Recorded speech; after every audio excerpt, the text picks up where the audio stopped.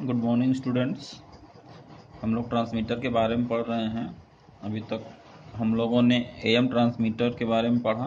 Am transmitter में दो प्रकार थे, हाई लेवल एएम ट्रांसमीटर और लो लेवल एएम ट्रांसमीटर। दोनों के ब्लॉक डायग्राम, वर्किंग प्रिंसिपल के बारे में हम लोगों ने अध्ययन कर लिया है। आज हम लोग एफएम ट्रांसमीटर की बात करेंगे।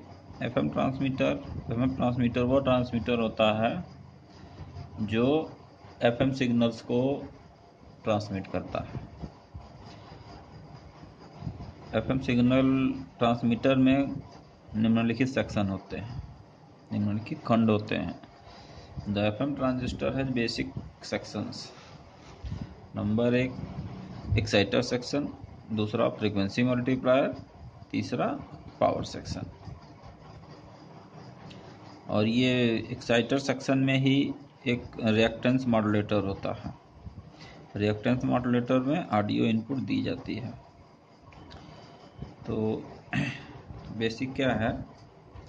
The exciter section contains the carrier oscillator, reactance modulator and buffer amplifier. Exciter section में 3 भाग, कैरियर ऑसिलेटर, रिएक्टेंस मॉड्यूलेटर और buffer amplifier. The frequency multiplier section, which features several frequency multiplier।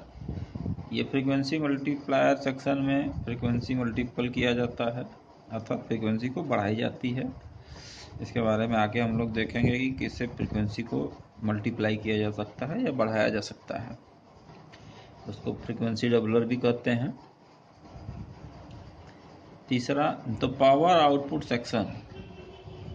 This is the power out section, which include the low level power amplifier,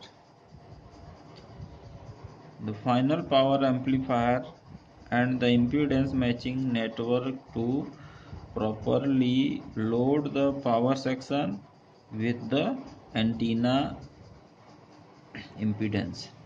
इस power section को finally power का amplification किया जाता है और इसमें antenna का इनपुट होता है जो एंटीना के इम्पीडेंस को भी मैच करता है। The essential function of each circuit in the FM transmitter में बी डिस्क्राइब एज फॉलोज। नीचे इसका वर्णन किया गया है। एक्साइटर क्या होता है?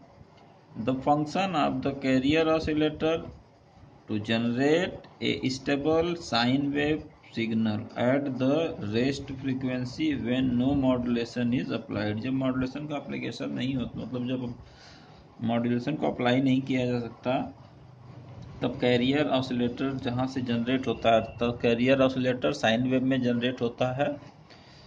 वो सेक्शन एक्साइटर सेक्शन कहलाता है। दूसरा, the buffer amplifier acts as a constant high impedance load on the oscillator to help stabilize the oscillator frequency। The buffer amplifier may have small gain। buffer amplifier का जो gain होता है कम होता है। Third, the modulator act change the carrier oscillator frequency by application of the message signal।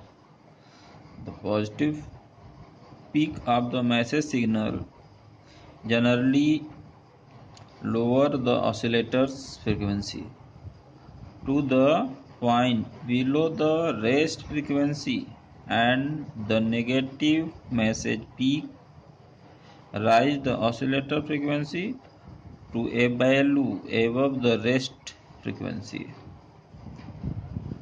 The greater the peak to peak message signal, the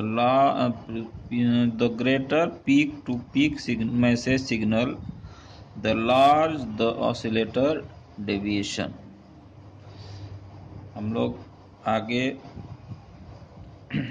frequency multiplier के बारे में जानेंगे। Frequency multipliers are tuned input tuned output. RF amplifier in which the output resonant circuit is tuned to a multiple of the input frequency.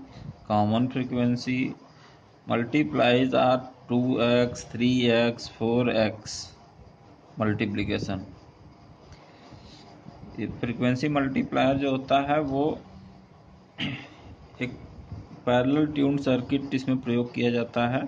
Tuned circuit का मतलब होता है कि इसमें L और C अर्थात इंडक्टिव और कैपेसिटिव सर्किट लगी होती है, और ये इंडक्टर और कैपेसिटर एक दूसरे के समांतर क्रम में लगे होते हैं, जिसको हम लोग फ्रीक्वेंसी का मान घटाने बढ़ाने के लिए कैपेसिटर अथवा इंडक्टर के मान को परिवर्तित करके इसके फ्रीक्वेंसी को अलाइन करते हैं या ट्यून करते हैं, जो क्रमशः 2 गुना, 3 गुना और 4 गुना में बढ़ सकती है. इसको 5 गुना तक भी बढ़ाया जा सकता है.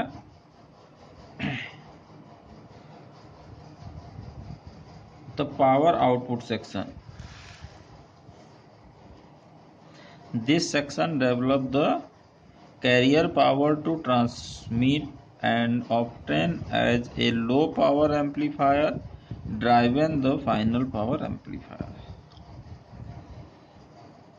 The impedance matching network is the same as for the AM transmitter and match the antenna impedance to the correct load on the finer over amplifier.